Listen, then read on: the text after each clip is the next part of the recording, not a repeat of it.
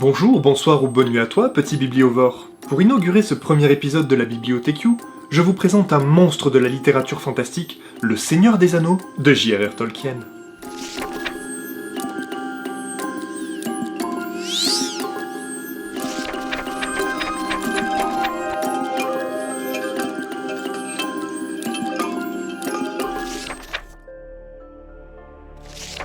Frodon Sake est un jeune hobbit plutôt introverti, vivant une vie paisible dans la comté. Un jour, son oncle lui lègue un anneau magique. Non, pas n'importe quel anneau magique. On parle ici de l'anneau de pouvoir, l'anneau unique, forgé par Sauron lui-même. Le Seigneur des Ténèbres, afin d'asservir toutes les populations et ainsi dominer la Terre du Milieu.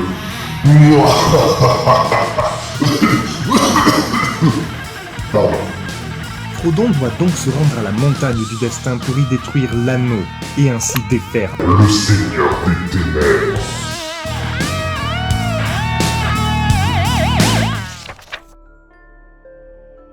La Terre du Milieu est le continent où se déroule l'histoire. Il est peuplé d'elfes gracieux, de nains pugnaces, d'orques et de gobelins malfaisants, d'hommes braves, de petits hobbits joviales. Oui, oh, ça va, hein. Jugez pas, on fait ce qu'on peut avec ce qu'on a, ok? Ainsi que plein d'autres êtres plus pittoresques les uns que les autres, tels les Ents, géants arboricoles et humanoïdes. Les olifants, c'est des éléphants mais beaucoup plus gros. Les Balrogs, créatures démoniaques de l'ancien temps. Grrr. Et bien sûr, les dragons. Le style de Tolkien est très lourd et très lent, et la traduction française lui rend bien hommage avec des phrases verbeuses à souhait. Mais rassure-toi, une nouvelle traduction dirigée par Daniel Lauzon a été éditée en 2014 et elle est beaucoup plus fluide et accessible. Petite parenthèse, cette édition a été augmentée, elle a permis la correction de certaines erreurs et voit beaucoup de noms de personnages ou de lieux modifiés pour se rapprocher au plus près de ce que voulait transmettre Tolkien. Je vous mets 2 articles en description si ça vous intéresse. Venons-en à un point qui en a rebuté plus d'un, les descriptions de Tolkien. Elles sont extrêmement précises, et le plus souvent je dirais même qu'elles sont un peu trop précises. Le Gus est à 2 doigts de représenter tous les brins d'herbe croisés pendant un voyage. Et en parlant de voyage, le mec est un putain de GPS. Prenez à l'ouest, puis légèrement à l'est. Au Rondin, deuxième sortie à l'est.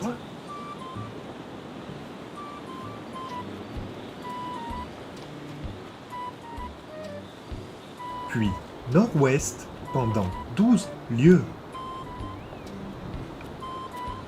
À l'arbre, tournez à Mais quel gauche. arbre! On est dans une putain de forêt, y en a partout!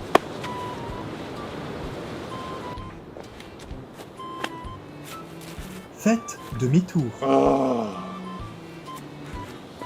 Le moindre petit changement de direction ou le moindre petit élément topographique qui passe. Et je vous parle même pas des repas. 30 jours de voyage? Minimum 30 descriptions de repas au grain de sucre près. Plus méticuleux qu'une Instagrammeuse fitness.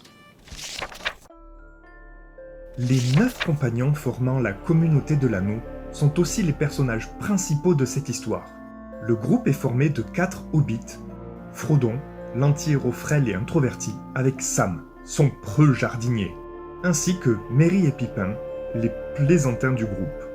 Il y a aussi 2 hommes, Boromir, grand seigneur brave et impétueux, ainsi que Aragorn, fidèle et beau ténébreux mystérieux par excellence. Nous avons ensuite Legolas, archer-elfe badass, au port noble et son amitié insolite avec Gimli, bourru et bagarreur, un nain quoi. Et enfin, Gandalf, puissant mage, énigmatique et sage. Tous ces protagonistes sont très bien travaillés et attachants. Et l'hétérogénéité du groupe permet quelques ressorts humoristiques intéressants et des interactions prenantes. A noter que l'histoire est peuplée par pléthore de personnages secondaires tout aussi bien construits et intéressants.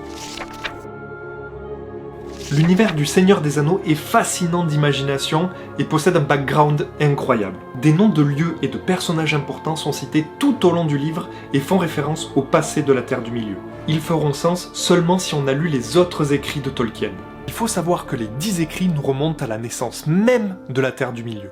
Ce roman est tellement riche que j'ai été emporté par l'envie de découvrir toujours plus de lieux spectaculaires, de nouvelles créatures fantastiques et de nouveaux personnages envoûtants. Petit bémol cependant pour la longueur de certaines descriptions qui me sortaient de l'histoire et qui ralentissaient le récit. Même si, je le répète, la nouvelle traduction française est beaucoup plus accessible. Laisse un pouce en l'air si la vidéo t'a plu et partage-la pour faire découvrir ou redécouvrir cet univers. Dis-moi en commentaire quel est ton rapport au Seigneur des Anneaux, si tu as vu les films ou les bouquins, et ce que tu en as pensé, et... Abonne-toi. Grrr. S'il te plaît.